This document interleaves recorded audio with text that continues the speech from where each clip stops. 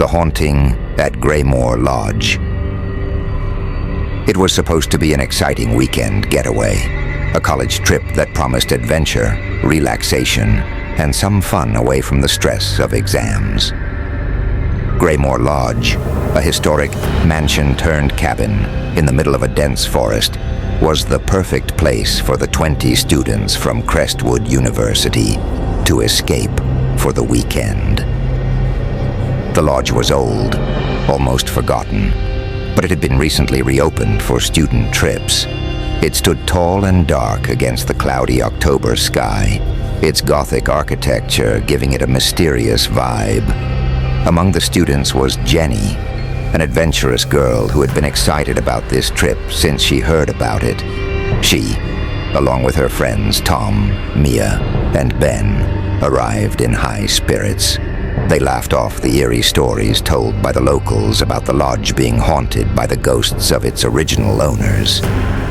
Just superstitions, Mia said, flipping her hair as they unpacked their bags. The lodge had 2 floors and a basement, with long corridors that seemed to stretch forever. Old portraits lined the walls, their eyes seeming to follow the students as they walked by. The caretaker, an elderly man named Mr. Harper, warned them not to wander too far from the main areas. "It's an old house with many secrets. Stay in the common rooms and don't go into the basement," he said, his voice trembling slightly. The first night was filled with laughter and campfire stories. The students stayed up late, roasting marshmallows and sharing scary stories by the fire. The woods surrounding the lodge were quiet, too quiet. The only sound was the occasional rustle of leaves and the distant hoot of an owl. As the night grew darker, the atmosphere began to shift. The temperature dropped, and a cold wind started to blow, making the flames of the campfire flicker uneasily. After a while, they all decided to head back inside. The lights in the lodge flickered as they entered, but everyone assumed it was just the old electrical wiring. Jenny and her friends found their room on the 2nd floor and settled in for the night, but sleep didn't come easily. Strange creaks echoed through the walls, and every now and then it sounded like someone, or something, was moving down the hallway outside. At around 2 a.m., Jenny woke up to the sound of faint whispers. She sat up in bed, listening carefully. The whispers seemed to be coming from the hallway. Thinking it was one of the other students playing a prank, she got up and opened the door.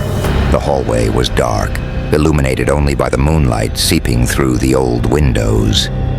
But there was no one there. "Hello?" Jenny called out softly. No answer. Suddenly she heard it again, the whispering. But this time it sounded closer, like it was right behind her. She spun around, but the hallway was still empty. Her heart raced as she quickly shut the door and locked it. She climbed back into bed, but sleep wouldn't come. Every few minutes she could hear the whispers, faint but constant. The next morning, Jenny told her friends about what she had heard, but they brushed it off. "You were just dreaming," Tom said, though he didn't look convinced. Mia nodded in agreement, though her face had paled a little. Ben, always the rational one, laughed it off entirely. "It's an old house, it makes noises. Relax." That day, the group explored the forest, taking pictures and enjoying the fresh air. But as the sun began to set, a sense of unease settled over them. Mia kept glancing over her shoulder, and even Ben seemed quieter than usual. When they returned to the lodge for dinner, they found Mr. Harper standing in the doorway, looking anxious. "Be careful tonight," he warned them. "There are things in this house that don't like being disturbed." His words sent a chill through Jenny, but they all tried to laugh it off as superstition. Still, that night, the atmosphere inside the lodge felt different. The air was heavy, and the shadows seemed longer, darker. As they sat in the living room, playing cards, They heard a loud bang from upstairs. Everyone froze. "What was that?" Mia whispered. "I'll check it out," Ben offered, standing up, trying to act brave. He went upstairs, but after several minutes, he hadn't returned. Worried, Jenny and Tom followed him. They found him standing in the middle of the hallway, staring at the floor, his face pale. "What is it?" Jenny asked, her voice trembling. Ben pointed to the floor.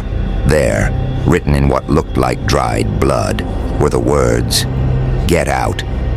The group hurried back downstairs, shaken. They tried to calm themselves, but the eerie feeling only grew stronger. That night, strange things began to happen. Doors would open and close by themselves. The lights flickered on and off, and cold drafts swept through the rooms, even though all the windows were closed. Around midnight, Mia woke up screaming. She said she had seen a woman standing at the foot of her bed, her face twisted and hollow, her eyes dark and lifeless. She was just standing there, staring at me, Mia sobbed. Panic set in as the group realized something was terribly wrong with the lodge. They decided to leave first thing in the morning, but the night wasn't over yet. The whispers returned, louder this time, echoing through the walls. Footsteps thudded down the hallway, but whenever they opened the door, there was no one there. In the early hours of the morning, Jenny heard something coming from the basement, a low, guttural moaning sound. She woke the others, and despite their fear, they decided to investigate. Armed with flashlights, they descended the creaky stairs into the basement. The air down there was thick and cold. The walls were lined with old tools and cobwebs, and the smell of dampness filled the air. In the corner of the room, they found an old door that had been nailed shut. The moaning was coming from behind it. Without thinking, Ben pried the door open. As it swung open, a gust of freezing air hit them, and the moaning stopped. Inside the room was an old, rotting wooden chair, and in it sat the skeletal remains of a woman, her hollow eyes staring straight ahead. Around her neck was a thick iron chain. Suddenly, the basement door slammed shut, trapping them inside. The temperature plummeted, and the whispers filled the air again. The figure in the chair moved. Slowly, she turned her head toward them, her jaw opening as if to scream. In a panic, they ran back up the stairs, but the door wouldn't budge. The whispers grew louder, and the cold air wrapped around them like icy hands. Just when they thought they couldn't escape, the door burst open, and they stumbled out, gasping for air.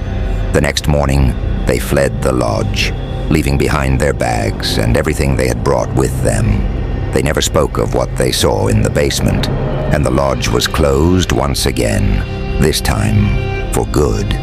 But the locals say that on quiet nights, if you listen closely near Graymore Lodge, you can still hear the whispers of the woman who haunts the basement, waiting for her next visitors to arrive.